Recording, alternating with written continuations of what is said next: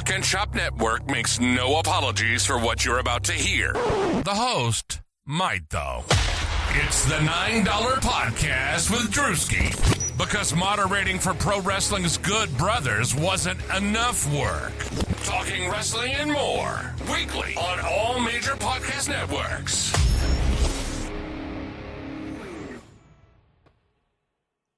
And we're back with another week of the $9 Podcast. Hey, everybody, it's Drewski.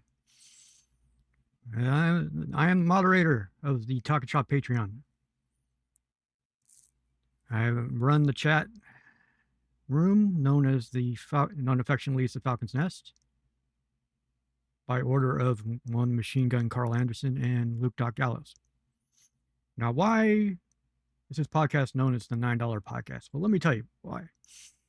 It is a running joke. The first week I was made moderator, the boys, affectionately known as the Hoots, did a TalkNShop where my hiring on as a moderator was brought up. One Luke Doc Gallows made a joke on the air, basically saying, "Well, hey, I'm sort of against at first having a fan, be the moderator of the Patreon. But hey, if you don't want to do it, yeah, I think we can spare $9 a week to run it." And that's where the name of $9 Podcast comes from. The next time I get paid will be the first time I get paid. Let's put it that way, because a lot of alligator arms in Tampa. Well, I digress. Well, it's been another interesting week in the wrestling world. Very interesting crap. It's like, the boys just got back from Pro Wrestling Noah. They're there for like about 2 weeks, and they have like a couple days off. Well, at least the Gun does. Machine Gun Gallows today is with his son doing an indie in the Carolinas, and then they're going to be the day after that. They're both Hoots are going to be at MLW taping in Chattanooga, Tennessee. And then the next thing you know, they're back on a Silverbird, flying to Australia for a week, doing a barnstorming tour with Killer Cross and Scarlett and Shotzi Blackheart and Matt Riddle, and a whole interesting crew going over there. Let's put it that way. And then they come, then they fly all the way back for a couple. And then they have a couple more days off. Frequent flyer morale is killing them. Hopefully Delta has figured out that Machine Gun is not really qualified to have the dedicated spin cycle treatment for his luggage, and it gets unscathed. So, and they go back to Japan for 3 weeks for what is known as the Global Tag League, which they just announced earlier today. The pairings and the blocks. It's like the format's set up like New Japan's G1, where it's like teams are in blocks. Top team in each block ends up in the finals. And they wrestle like every other day. But there's a couple of occasions where the boys apparently have like 4 or 5 days off in between certain matches. And it's like their block is interesting because Naito and Bushi are in it. Kiyomiya is in it. Tetsuya Endo from DDT is in it. Kid Lycos 1 and 2 are in it, and Kitamiya and Sugiura are also in their block. And on the other side, you have Dan Marufuji and Keno, the former champ Inamura and Stallion Rogers, Fujita and Yone, Kenta and Inahata, Soya and Lino. If you've never seen Soya and Lino, it's like the first impression is going to be, okay, how the Road Warriors had kids over in Japan. It's sort of the vibe that you got going for them in a way. And Ozawa and Tatsuki, Ozawa is basically their young up and coming heel stud. He made a fan out of the boys during the last tour, with how because they faced him a couple multi-man matches, and they came away impressed. It's like, so all the shenanigans start on the 23rd of May. From KBS Hall in Kyoto. If you've never seen KBS Hall in Kyoto, it's beautiful. It's that one you'll see. You've seen footage of it in the past where you see like a wrestling match happening. In the background's like a real stained glass background. That's KBS Hall. And Kiyomiya, they got Kiyomiya right off the bat. They're the dedicated punching bag, Kiyomiya. Eventually, Kiyomiya is going to find a tag partner to actually, protect him from a magic killer. But it won't be anytime soon. I can tell you that. It's like, so they're wrestling on the 23rd, 23rd in Kyoto. The 25th at Laikyu Utsumiya in Tochigi. I know I'm not saying that right. I'm getting close. All right, against Endo and Hayata, which ought to be interesting. And on the 30th, they're back at Korakuen. Yes, they're back in Korakuen again, facing Kitamiya and Sugiura. And then they have like a couple days off. They don't wrestle again until, well, it looks like June 5th, where they're against Kid Lycos 1 and 2 in Awate Prefecture at the prefectural gymnasium. It's one of those ones that New Japan runs a lot, and it's like on the road shows. You'll notice it's like a lot of the same building. A lot of Japanese promotions run the same buildings, especially Korakuen. But a couple days after that, on the 7th is, you circle that one because they're at Kawanishi Gymnasium at Aomori, facing Naito and Bushi. What condition Naito's going to be in by that time, it's very hard to say because he looked rough during that tour. It's like how they're going to work around his limitations is going to be really interesting to see, right? And the finals are at Korakuen Hall on June 16th, and all these matches are going to be televised. Going to be on the Wrestle Universe, except for the final itself, which will be on Abema TV, which is like one of the main television networks for Japan. So it should be entertaining because they seem like Noah has like a good crop of guys. And the roster, the roster is a little on the limited side. They have guys doing excursions and stuff, and it'll be interesting to see how far the boys go. I have a feeling they might be in the final. Might be in the final because they're the team basically with the highest pedigree in the tournament. So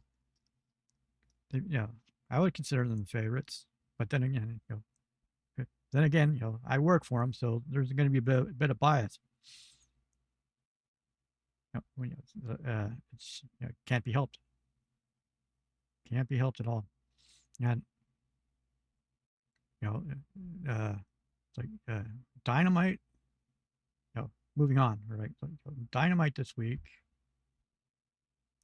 was very interesting because it was like champion versus champion, which I'm surprised hasn't really happened. It doesn't really happen that much in AEW, but when it does, it's special.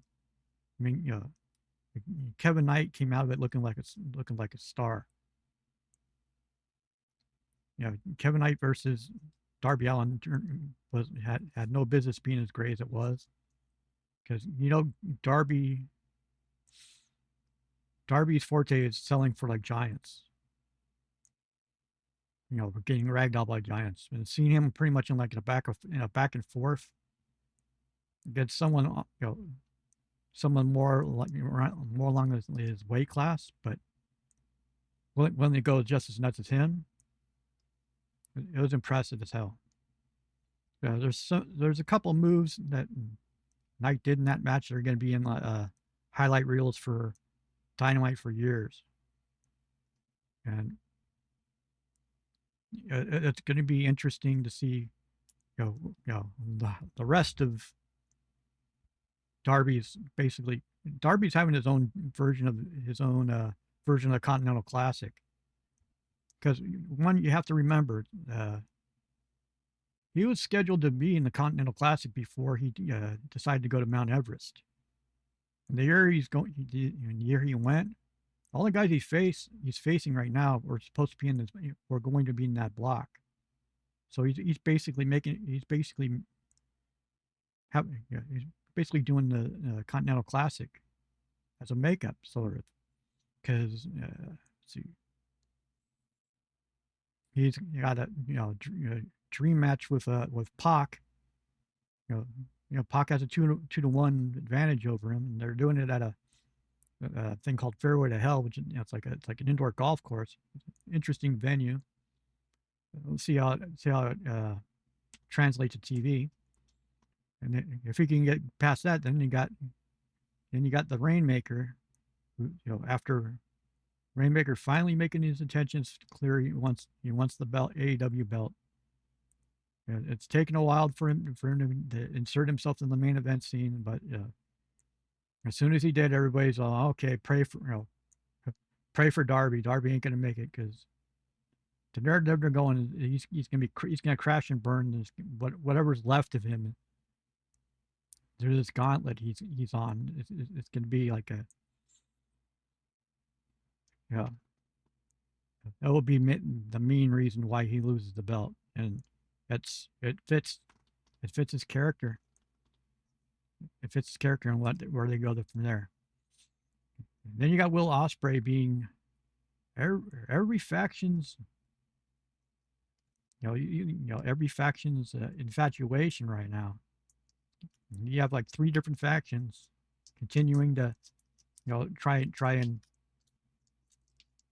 tempt him to join them. It's like, now you have like Samoa Joe basically throwing the ops into it. It's going to lead to chaos later on. I don't know how, but it's great. It builds intrigue. It's one of those slow burning things. And you got if Darby gets past Okada, and he's got MJF. It'll probably be MJF a Double or Nothing probably, and there's a real funny stipulation involved. Basically, title versus hair. What better way to wound somebody as vain as MJF is? It's taking his hair. Classic heel stuff, and Twitter's already having a field day with mocking up pictures of MJF bald, and he's just running with it. Mock anger at the photos. It's real good stuff, right? Then you got Swerve targeting Bandito, and Brody coming out and going, "Hey, I got my eye on you, Swerve. Don't do anything stupid."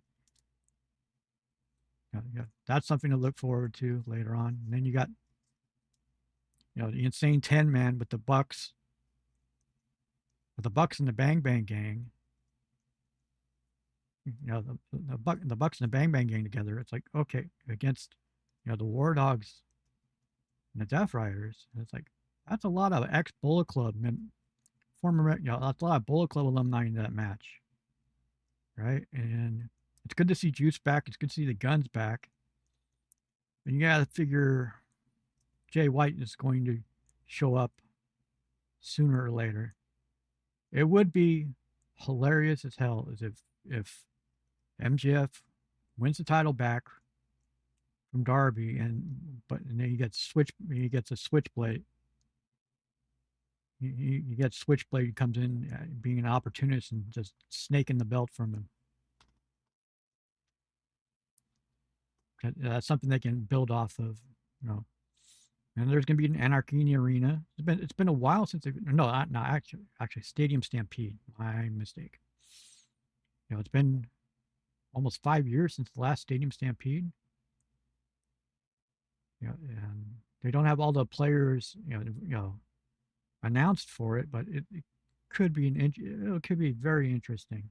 If they have to do it right though, but it will cover a lot of limitations on some of the talent involved. Again, but being a 3-hour Dynamite, the show kind of because it was like a 2-hour Dynamite and Collision. They just called it a 3-hour instead of having like tape Collision. It's like I think the reason you did that is because they're doing Fairway to Hell Saturday, and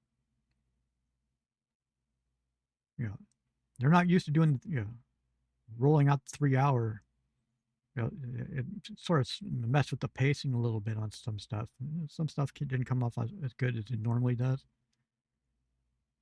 But they've been on such a run on shows lately. It's like one that's like a little below below the norm is still better than what's happening on the other network. The other network. It's like I mean, over there it's pretty much. It's like it's like the last days of Pompeii, last days of Rome. In a way, it's like all this infighting while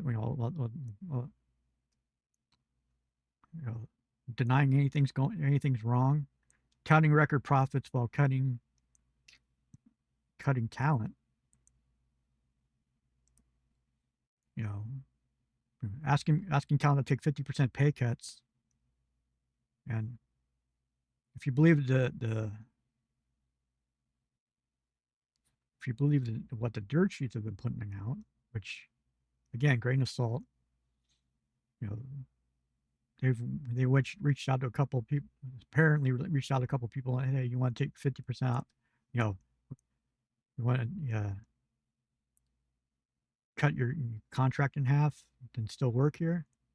And a couple of them agreed, but they're not. They're not going to say who. They could just. It's a dangerous message to send. Because especially if you're not going to name names, it basically makes everybody suspicious backstage. Makes everybody a little bit paranoid, saying, "Oh, it wasn't me. Was it? Who was it?" And they have no idea. You start walking on eggshells even more. We're well past the time where walking on eggshells was like normal in the WWE locker room in the '90s, right? It's a different decade. I thought we've gotten past that kind of bullshit.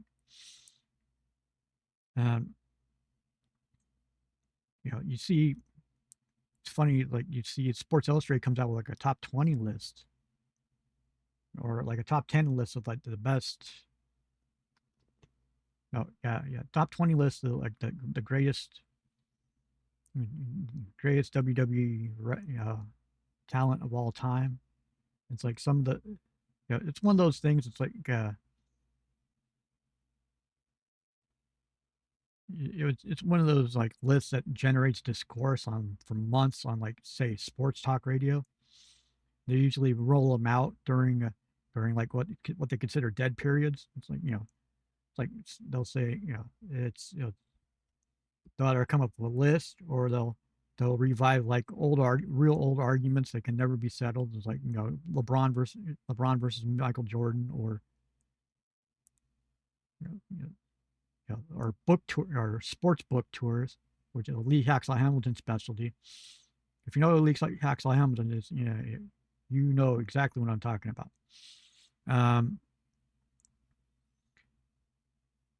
You know, so some of the placings, it was, you had to have been done on purpose, just to generate exasperated conversations, just to drive traffic. It's the same with Bleacher Report. Bleacher Report did the same thing with like who they consider a top 10 current women and men.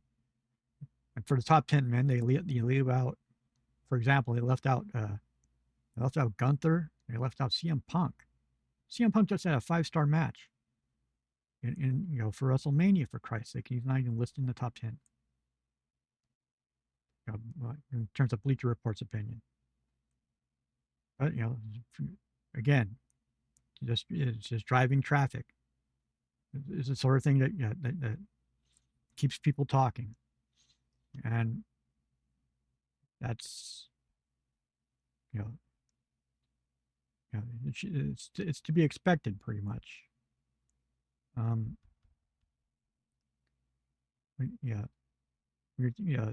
Speaking of talking, it's like somebody interviewed Shawn Michaels and asked him the question about, okay, so you have so you take a pure athlete, but a lot of the signings of the performance at their performance center have been in the past. What sort of time? Asked him what sort of time frame would you give somebody who's never experienced wrestling, doesn't know anything about wrestling, and like training them from the ground up to become like a WWE superstar. And Shawn was pretty blunt, and said just to get him decent, you could get one talent like that halfway decent would be a 3 years minimum. Do you have the patience for to wait for 3 years for like a young talent? That's very hard to say. You're banking on, especially if you're especially if you have a track record of cutting people within 6 months if they're not showing improvement. Some people develop slower than others. It's like, and you're also training them in a style that's going to limit them to that type of work. The lack of excursions where they can learn like other styles like lucha or strong style and incorporate it into their toolbox. Learn how to work a crowd, do house shows. They're not getting enough reps to do house shows. You can argue that, we're trying to keep the bump card low. Well, some people, it's a tricky thing because some people's bump cards are longer than others. It depends on it depends on how they want to work. It depends how well versed they are in the fundamentals and how they are in regards to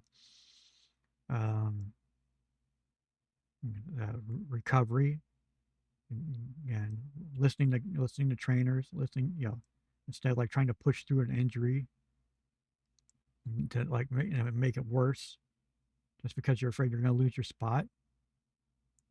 That's it shouldn't be that way, but it still is in some certain companies. It's like a certain mindset. And hopefully they cooler heads will prevail one day, and they'll realize you don't have to. There has to be a better way to go about this stuff without literally killing yourself in the process. What that is, it depends on the philosophy. It depends on what kind of philosophy you subscribe to in terms of training. Like some, yeah, because some people, some some uh, some wrestlers take it to it way quicker than others. Others are like slow learners.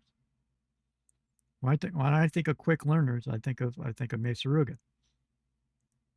She started, was thrown into wrestling matches after only like about a month of experience,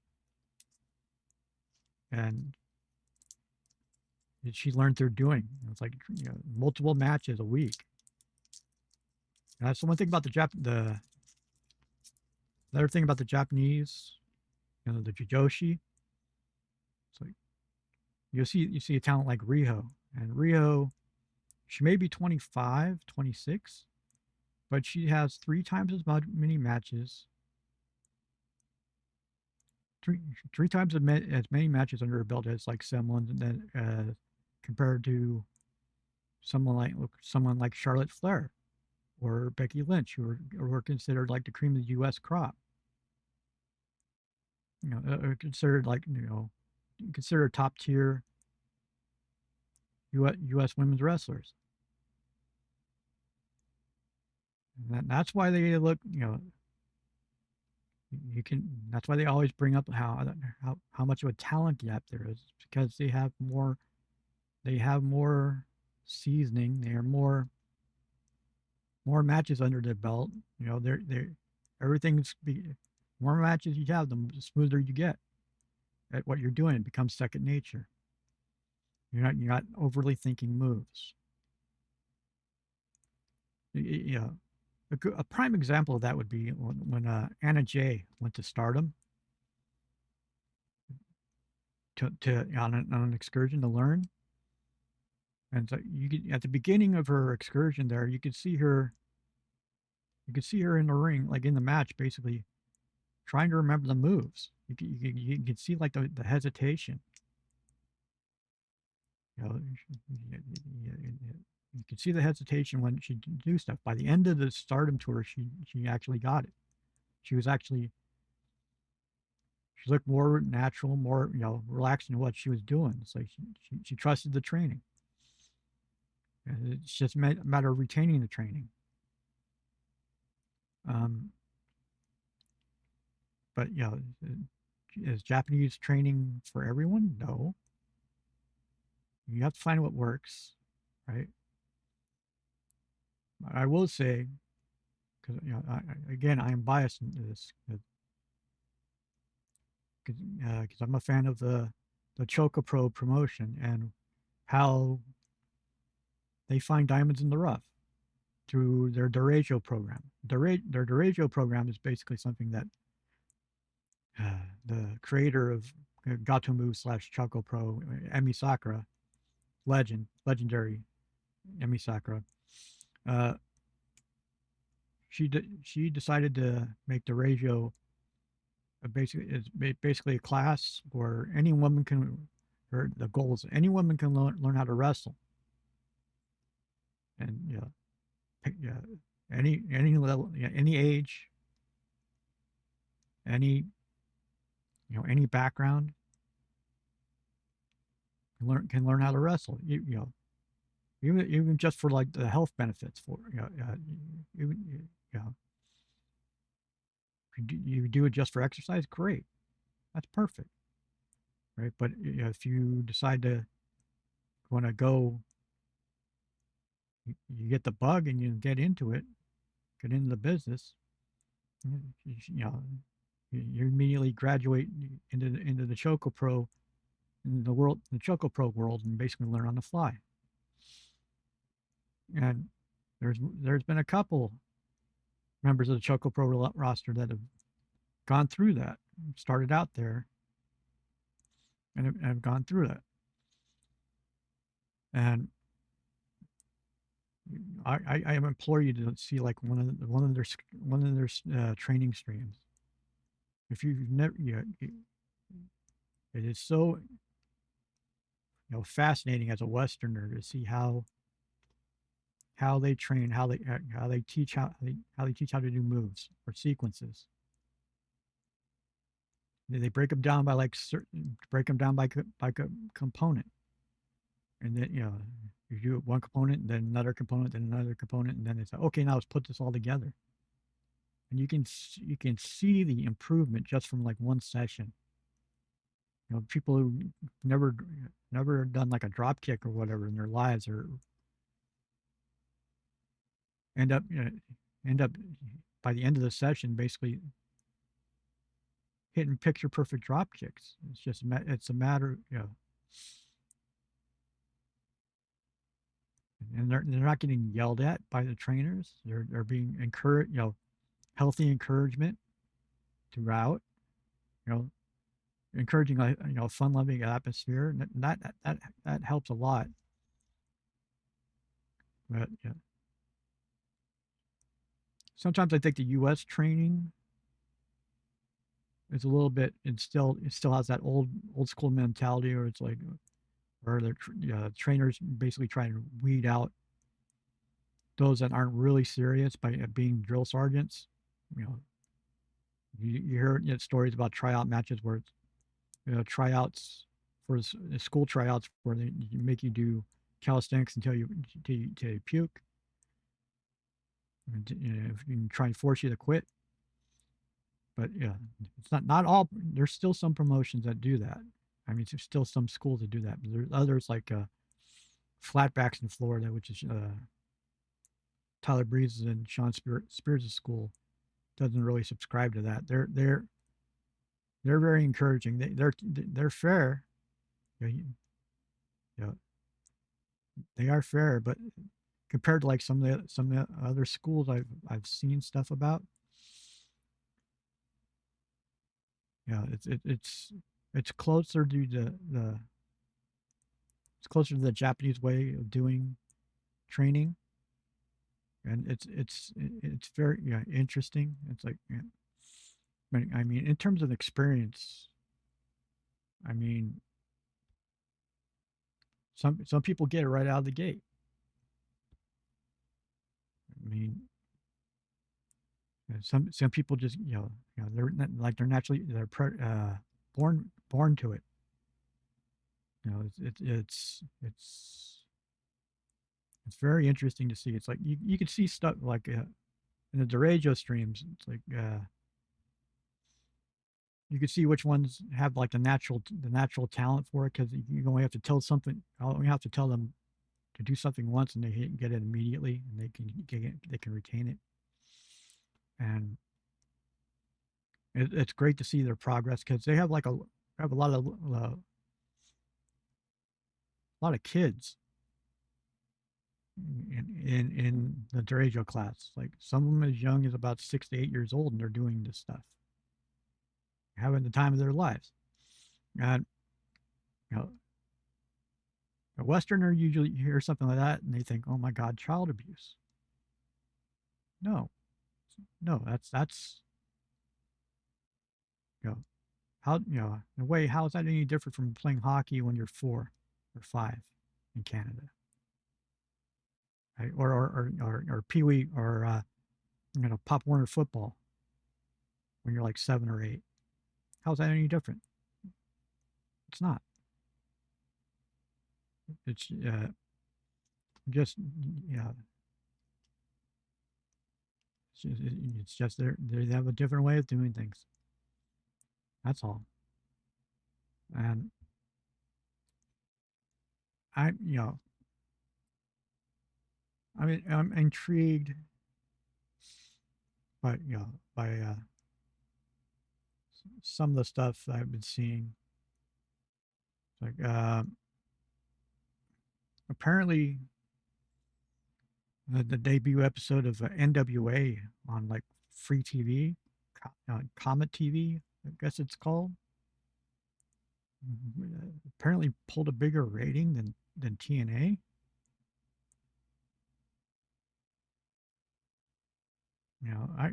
That's I don't know.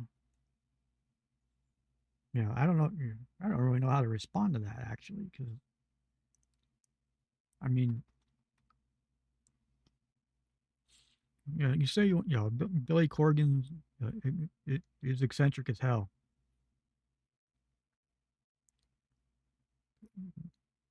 Sometimes he's his own worst enemy. But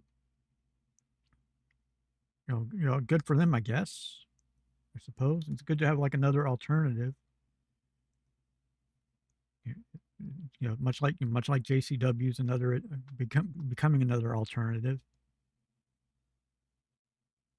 And there are plenty of alternatives out there. Some of them are making more noise now. And you just need, especially with the way WWE's been like hemorrhaging goodwill over the past year or so. There's a lot of people, getting disgruntled with them, and they're looking for like either something else or they're so entrenched in the WWE way, and basically they say, "Oh, I'm gone, I'm gone." It's much like when WCW shut down. A lot of people, instead of going to WWE, starting watching WWE, they just stopped watching wrestling altogether. AEW's brought some of those people back, but not all of them.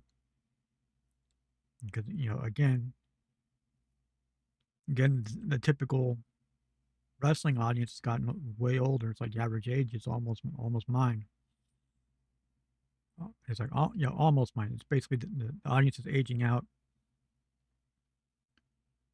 and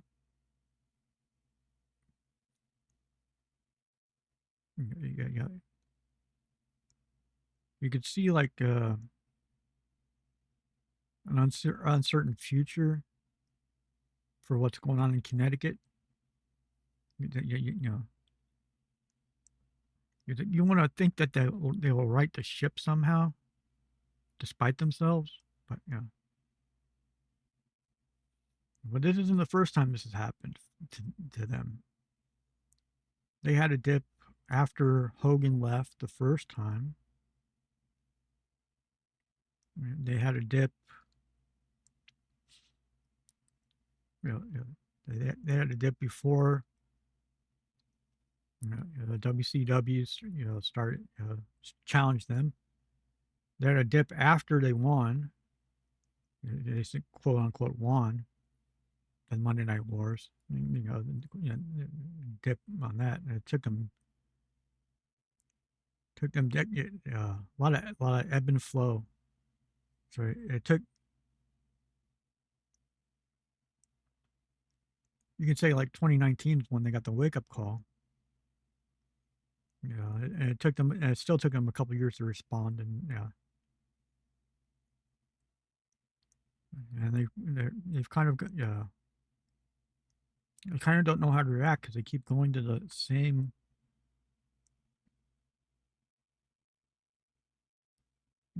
top talent. Basically, it's been circling their main event scene for better part of 4 years now. So, and it keeps getting limited, and they're getting rid of a lot of their mid card stuff, mid and lower card guys. You see rumors that who's not being used, and I actually saw rumors out there that one Crystal Tama was on the block. He's in the middle, but he's in the middle of the storyline. Yeah, so was half the people that were released are in the middle of the storyline. TKO does not care. Because they're a corporation. They just see numbers. They don't see people. It seems like they're trying to institute a salary cap for wrestling. Okay, salary caps are all well and good, but if you're in a sports league, more than one entity, right? Giving yourself a salary cap when you're considered the industry leader, it's basically shooting yourself in the foot, really, in my opinion. It's like Meanwhile, Tony Khan's basically just motoring along, just staying the course, and the shows have gotten better. It's like they're not really worried about WWE right now, because now they're like 40 episodes past where past what Nitro did, and they just celebrate like the 150th or 130th episode of Collision. And is there a talent glut? Yeah. Well, yeah, sure. How does Ring of Honor how does Ring of Honor figure into all this? We'll see. We'll see, because I have a feeling, Ring of Honor will be. It's very close to a TV deal. That's been brought up a lot lately.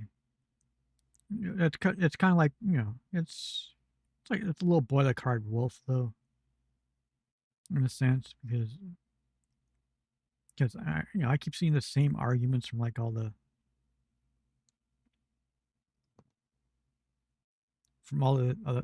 people that want AEW to fail. The same arguments that they did like 6 years ago. When they were just starting out, and it's like they've been wanting they've been wanting Tony Khan to have like a talent split since 2022.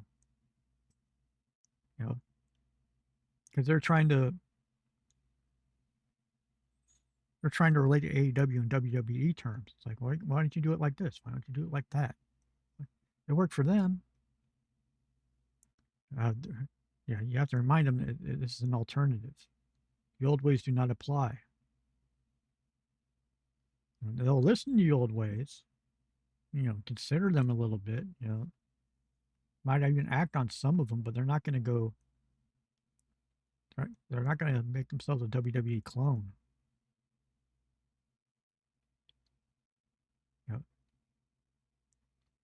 Though, so I've seen that, some of the talent cuts involve people behind the scenes of WWE, run production. That I could see an upgrade in, because it's one thing, you can say what you want about the overall like wrestling, aspects of what they're doing in WWE, but their production guys are basically the unsung heroes. And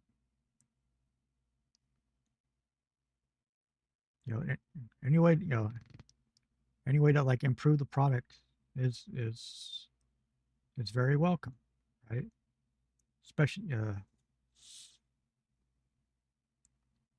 Especially all this discourse about will the New Day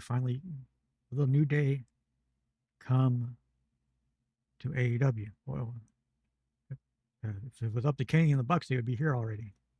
They would have been here about 8-9 years ago. This has been a feud about 9 years in the making. You want to talk long-term booking. This is the epitome of long-term booking. Remember, like about 2021, 2022 or so, Bucks put out a tweet saying, "One day we will be wrestling the New Day and everyone will rejoice." Remember this tweet. And here we are.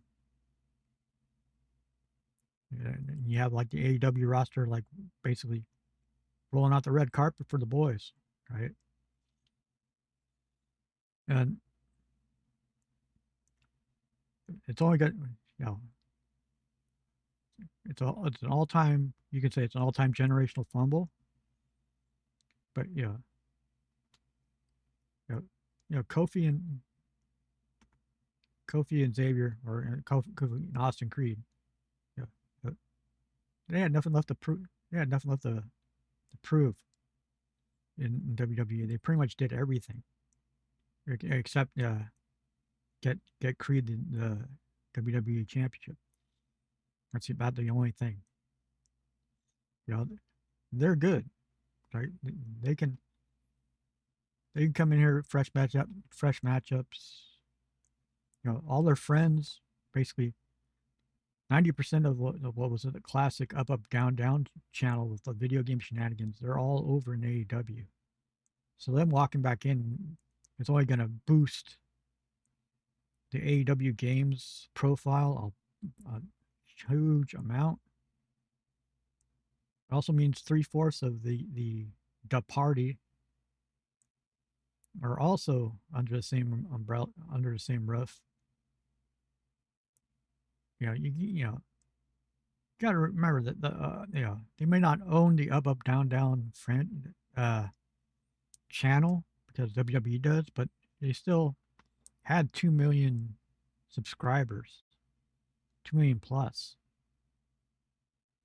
and a lot of them didn't give a damn. They were wrestlers. They just like the video game content. So there's going, you know, as soon as they announce a channel over AEW, there's going to be a migration. It's good, yeah. It's going to do great for morale backstage, and they're gonna have a chip on their shoulder. They're gonna, it's going to be fun because they're great. They were always great brand ambassadors for WWE, and they're going to be, it's a home run for like AEW. You know, it's a definite home run for AEW, and it's just a matter of time. It's like, okay, timing wise, 90 days, maybe, because JCW sort of had a thing earlier last night where they had like Austin Creed listed listed as a part of their roster, allegedly. I mean, it was like a screenshot of something on Twitter. You know, someone could say it's AI. More likely than not, it probably is, but it's stuff like that that gets people talking, and you know, it's only can only lead to a good thing for everybody involved, and I'm sure, you know, with the if the 90 days are right, it's going to expire like a month before All In Wembley Stadium. So everyone on social media is already fantasy booking. You know, fantasy, you know, fast tracking like the most insane TLC match you've ever seen with like 5 teams in it, and it's like, why, you know, you want to build up to that, right? You know, it's very tempting to, like, you know, go out the gate and just, here you go, right? Here you go, dream match, boom. And where do you go from there, right? They've just gotten the company. It's like, you're gonna blow it off right now, you know, immediately. You know, old school, you know, it's like early AEW, yeah. Yeah, TK would have done it to Papa Raining. Big time. Would have done it. Yeah, you would have done it as a flex. But now he doesn't need to, because you know, you know, the roster is so stacked. You know, the roster is so stacked. You got, you know, at least a dozen dozen to 15 guys at minimum are all circling around the AEW title.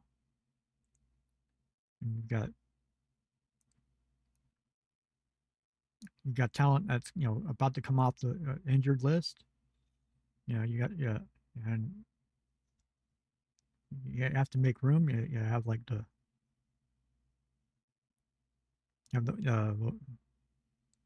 have the women. Interesting what they're going to do with the women. Yeah, It's frankly because they're still treating the women better on Ring of Honor than AEW proper. But yeah, that's just my opinion. But I'm sure, yeah, because the way they, yeah, part of it's the way they cycle talent in and out in AEW. It's because you're used to, you know, you're used to talents being there for months at a time, doing real long, to appearing every week to the point where you're sick of seeing them. Yeah, kind of like what happened to Jericho our last time before he left because he was on every week. But it's strange. But then again, it's strange that Mox has never missed a show. He's there every week. So it's hard to say. And it's also hard to say that does Malachi Black come back? Because there is a built-in storyline with him, especially him. I could see Brodito versus returning Aleister Black and Buddy. I could see that. I could see that happening. I can definitely see that happening somehow. Will it though? Again, never say never in this, especially the past 6-7 years at least. Just when you think no, it's not going to happen, it ends up doing it, or ends up turning out better than you figure. But we shall see. We shall see. I think I'll go ahead and roll out of here before, because after wasting 50 plus minutes of your life. If you got questions, complaints, whatever, go ahead and email this fossil. Email the old man. Email me at like the $9 podcast at yahoo.com. And I'll try to answer stuff like this in a timely manner, whenever that is. Right. I actually have a YouTube channel now for all the old episodes I have. It's youtube.com/the $9 podcast. So you can go watch all the episodes I've done on Patreon. You can watch the humble beginnings to where I am now, and you can see the progression of this train wreck, and where it goes from there. We'll see. We'll see. In terms of if you want to help, if you want to, if you want to help support the boy, go. I have a Dashery, the $9 podcast.dashery.com, which shirts, the whole nine. Yeah, every dollar that goes back into the podcast, so I can upgrade equipment and you keep the talent fed. Not exactly. I have no qualms about not being able to fund a 401k with this. So, I'd like to keep my expectations low. And if you want to, support the rest of the the